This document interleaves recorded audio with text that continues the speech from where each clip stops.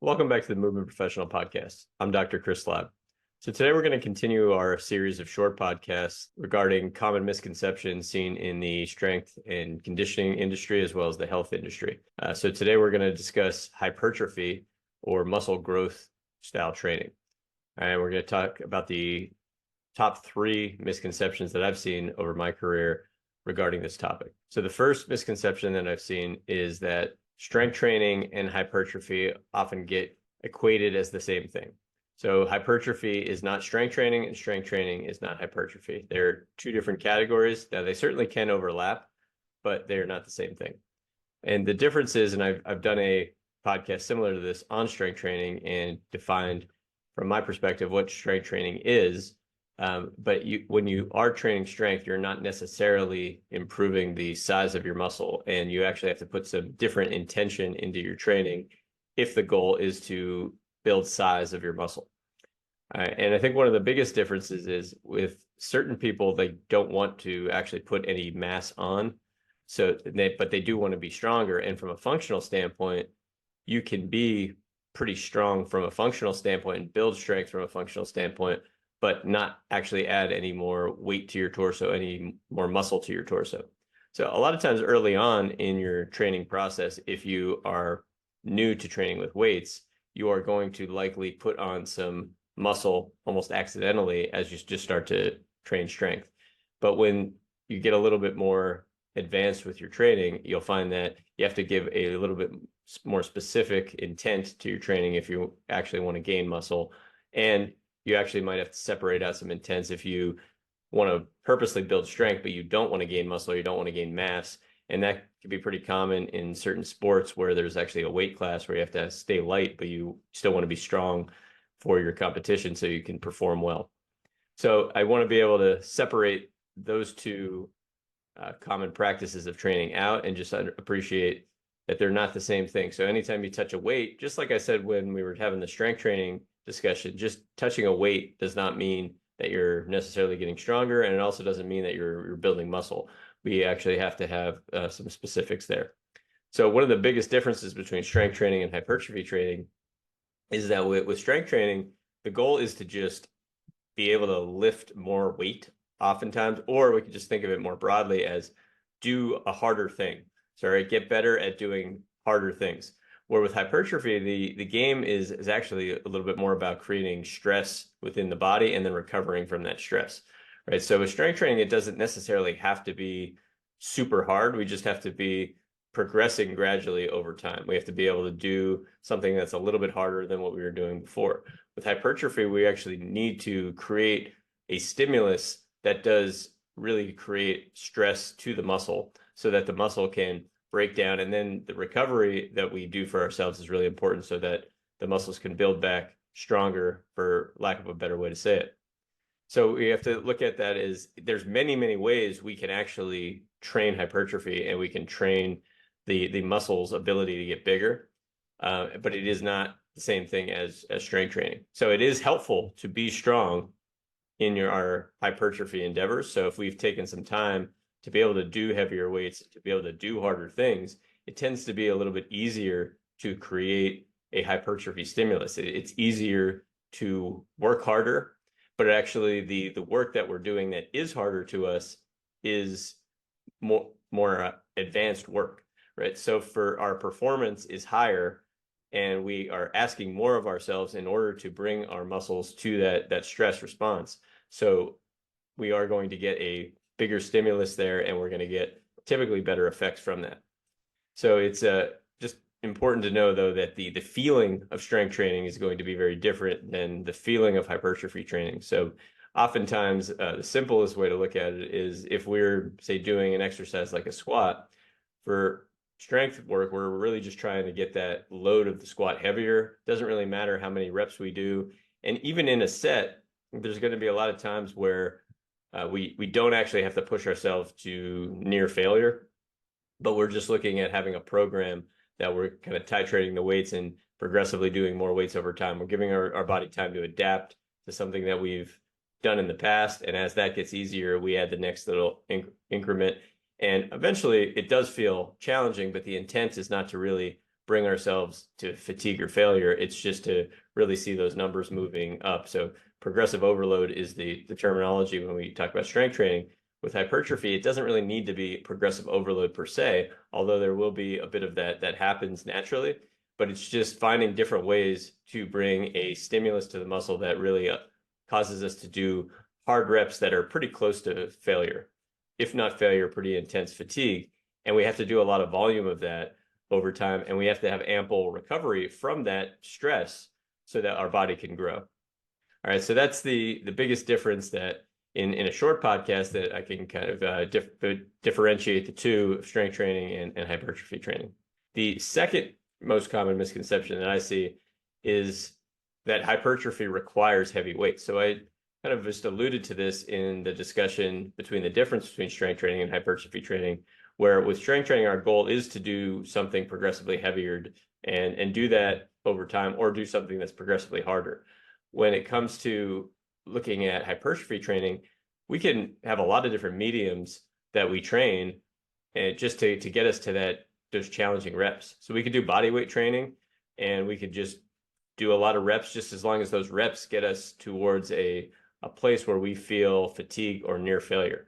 So I think one of the most important concepts or rules to think about when we're trying to find what are the best exercises to promote muscle growth, they're the exercises that we feel safest with doing the hardest reps, or doing reps that end up making us feel like we're working the hardest. So some of my favorite exercises, specifically my number one favorite exercise for upper body hypertrophy training, is actually push-ups. Because if you can do push-ups well, for most people, they are pretty easy exercise to do a certain amount of reps that get you pretty close to failure. And when you get pretty close to failure, you don't feel like it's unsafe. If you've done push-ups, you've all had the experience of just trying to test out or rep out your push-ups, and you get to the point where you really can feel what it feels like to not be able to do another one. And usually at that point, it doesn't feel unsafe to just say, okay, I can't get myself off the ground. Where if you were doing that with a back squat without the proper training and without the proper spotting, it might feel a little bit unsafe to take yourself that far. You probably want to rack the weight before you get as close to hypertrophy. With that being said, with the right amount of training and in the right environment, something like a back squat could be fantastic for lower body hypertrophy if you just feel safe enough to take yourself to those weights or those volumes that actually feel like they're getting you pretty close to failure, and do that on a regular basis. So that's ultimately what we need, and that's going to be different for every individual, finding those exercises that you feel safe with getting you closer to that high fatigue point or that failure point. The other thing to consider is that we got to make sure that we're not overtaxing our nervous system, because when we're in a high state of fatigue, research has shown that it's a little bit harder to promote hypertrophy. So there's sort of a sweet spot where we do have to work quite a bit harder than we would with strength training and other forms of training. We have to get ourselves to those hard reps.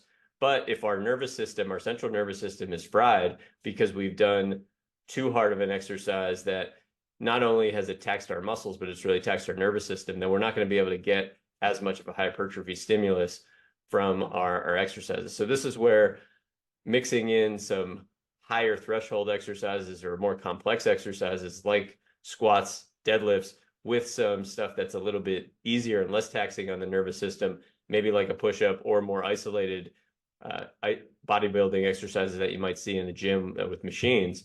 All of that tends to work together to create hypertrophy. So if you see the prototypical body type for hypertrophy would be the bodybuilder, and the bodybuilding style exercises, that tends to be a lot of time in the gym, and it's a mixture of a lot of different exercises for that reason. And there's a big science to getting the most out of muscle growth that is beyond the scope of this podcast. But the broader general principles is that we actually have to do a lot of volume. So you have to find exercises that are varied enough that don't overtax the nervous system, so that you can actually tolerate more volume of more things. So I think that's an important concept, that not only does it not require heavy weights, but sometimes it can't be only heavy weights, because we do have to be mindful of overtaxing our nervous system. So a nice mixture of things that, again, you feel like you could take yourself to failure but feel safe with, but that could be a combination of, depending on how skilled you feel with a complex movement like a squat, like a bench press, like the powerlifting style movements. But be mindful that some of those movements, as the weights get heavier, they're going to be more taxing on the nervous system. So then we might also have to have a follow-up with some more isolated joint exercises if we really want to push that hypertrophy stimulus. So finally, the third common misconception that I see is that training is the only way to get to hypertrophy, or that hypertrophy is solely achieved through exercise. And that's just simply not true. We need the nutrition component in order to build muscle. And this is, again, why we were separating out the idea of strength training from muscle growth training.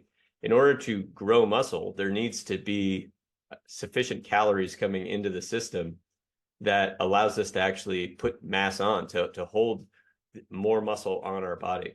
So oftentimes we need to eat more than we're currently eating, or we certainly have to have some plan that looks at giving us ample protein and ample calories for the calorie expenditure that we're putting out. So usually we need to be in what's called a caloric surplus, but that caloric surplus isn't just eating uncontrolled. It's eating in a manner where we're looking at having enough protein, certainly. So 1 gram of protein per body weight is a good starting point for if you're not there, to see if you can get yourself to hold on to some more muscle. So that would be a good starting point. But on top of that, a lot of times there needs to be ample calories to actually allow your body to hold on to more muscle on your frame. So those would be the top 3 misconceptions I see with hypertrophy training. I think for a lot of people, hypertrophy training is the reason they get into gym, especially for a lot of males, where we're actually looking at trying to grow muscle to have an aesthetic benefit. And you'll get certainly side effects of strength and other type of conditioning by just focusing on hypertrophy. But it's important to understand, like, depending on what your goal is, that you have to have a specific intent and you have to know the difference. Because after a while, having no plan going into the gym, you're going to plateau, you're going to get frustrated because you're not actually going towards your intended goals. The other population that really, really needs to understand and appreciate hypertrophy is the aging population, because no matter what your history is, as you age, muscle is going to be stripped from you. You're going to get sarcopenia. You're going to get a limitation in muscle, and it's going to happen quicker as you get older. So oftentimes it's younger populations that will look at getting into hypertrophy training because the body's a little bit more resilient, and hypertrophy training tends to be something that can be a little bit more risky to joints, to soft tissues in the body, because we do have to find ways to push ourselves to hard reps, to fatigue, to failure. And with that comes more risk. So for those that certainly aren't experienced and are getting into exercise later in life, that could be a really slippery slope to try to promote muscle. So there needs to be some education there. And although strength training and hypertrophy training are not the same thing, I think oftentimes a strength training regimen is a nice gateway towards more muscle growth or hypertrophy style training. And then again, there just needs to be that education about how to look at nutrition and how to use nutrition to aid in the muscle growth process. And for some individuals that are getting older, they may have a mentality of, you have to eat less, you have to eat less, I have to lose weight, I have to lose weight. And certainly there's plenty of individuals in our society that need to go that route. But if muscle growth is the focus, there also has to be an assurance that there's enough calories being taken in and that there's enough protein being taken in. And for certain body types, the rules of nutrition or the advice of nutrition that would be for somebody who's trying to lose weight or is trying to watch blood sugar or is closer to type 2 diabetes, it's almost the opposite for those that are underweight and need to put on muscle and might be in the realm of having problems with bone density. So there's certainly not one size fits all when it comes to training, and there's not one size fits all when it comes to rules for nutrition. And I think this is a good example where those rules can almost be opposite for what you typically hear of as healthy eating, because so much of the advice around healthy eating is how to lose weight and how to get your BMI into a healthy level. But if we're looking at hypertrophy, sometimes we have to figure out a way to get more protein in and eat more than we're accustomed to eating, or at least eat more of different foods than we're accustomed to eating that might be a little harder to digest. So we have to find ways to digest those foods that still allows us to get more of them in, or to get an ample amount in, so that we can promote this hypertrophy. So hopefully that was useful. If you have any questions, you can go to movementprofessional.com. I'll see you next time.